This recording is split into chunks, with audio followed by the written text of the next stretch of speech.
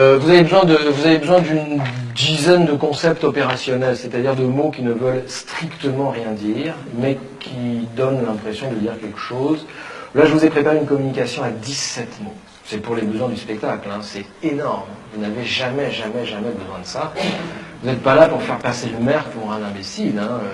Lui utilise à tout casser, quoi, 5 mots, 6 mots, enfin, vous voyez, vie associative, partenariat, développement local, le préfet, s'il est là, il utilise 2 mots, lui, République, sécurité, enfin, vous voyez.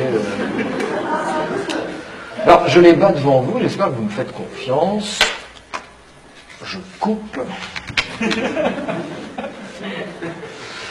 Et donc, vous dites, Mesdames, Messieurs, Monsieur le Président, Monsieur le représentant du Conseil général, Monsieur le maire, je voudrais revenir dans le temps qui m'est imparti sur une notion qui, moi, me paraît essentielle. Et cette notion, c'est évidemment la question des habitants, que je voudrais mettre avec cet autre concept qui est celui des acteurs.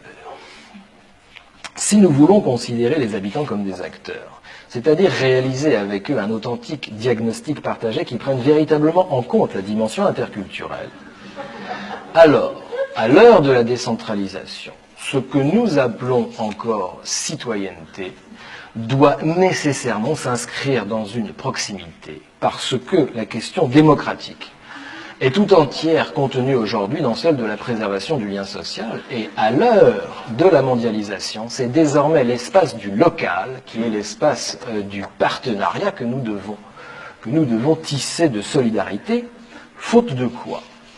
Faute de quoi, lorsque nous demandons aux gens de faire des projets, eh bien, il n'y aurait, à l'issue de ces projets, ils n'entraîneraient, si vous voulez, aucune espèce de développement.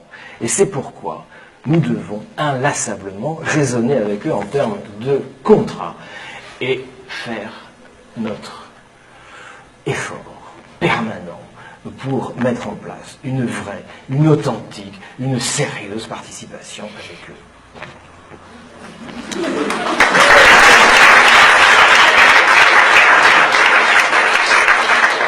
Mais je voudrais dire tout de suite une deuxième chose.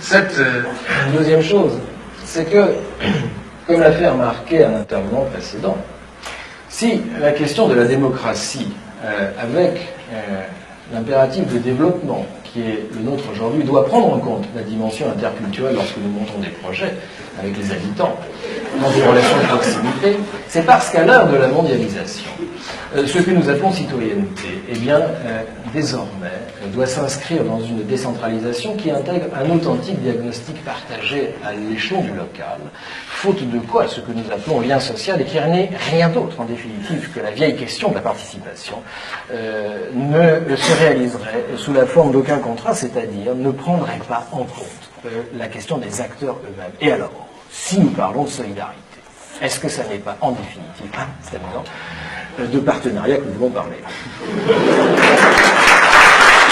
Mais qu'est-ce qui fait que vous êtes le meilleur rempart face à Marine Le Pen? Parce que, de manière claire, ce que je propose, cette offre progressiste, elle consiste à réformer le pays, à le transformer avec nos concitoyens selon des méthodes profondément nouvelles, à rendre nos entreprises, nos entrepreneurs plus libres, en même temps à être plus solidaires, à retrouver une vraie fierté, mais de le faire dans un monde ouvert, en étant exigeant à l'égard de l'Europe, en portant un vrai projet européen, pas l'Europe qui dysfonctionne, l'Europe qui protège.